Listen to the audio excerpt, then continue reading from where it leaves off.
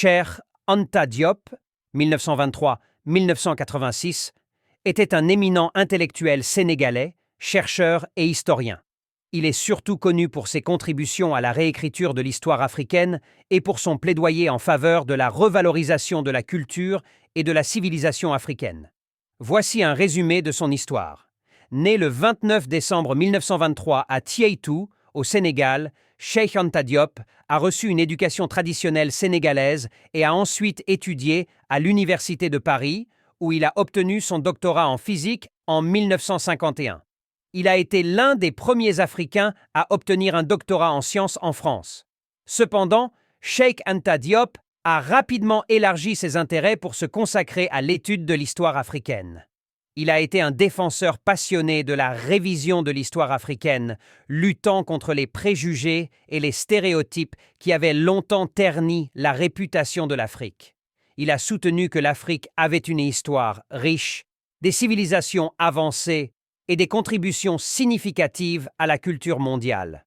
Son travail le plus célèbre est peut-être son livre « Nations, nègres et cultures », publié en 1954, dans lequel il a développé sa théorie sur les fondements africains de la civilisation égyptienne antique. Il a affirmé que l'Égypte ancienne était une civilisation noire africaine et a contribué de manière significative à la diffusion des connaissances sur l'histoire africaine. Diop a également plaidé pour le retour des études africaines à travers le continent et a été un ardent promoteur de la culture et de l'éducation africaine. Il a enseigné à l'université de Dakar et a été un mentor pour de nombreux étudiants africains.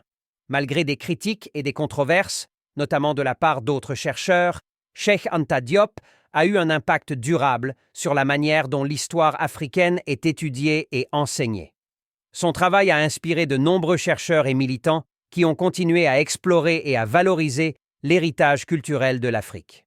Cheikh Anta Diop est décédé le 7 février 1986 à Dakar, au Sénégal, mais son héritage intellectuel continue de vivre à travers ses œuvres et son influence sur la recherche et le débat en Afrique et au-delà.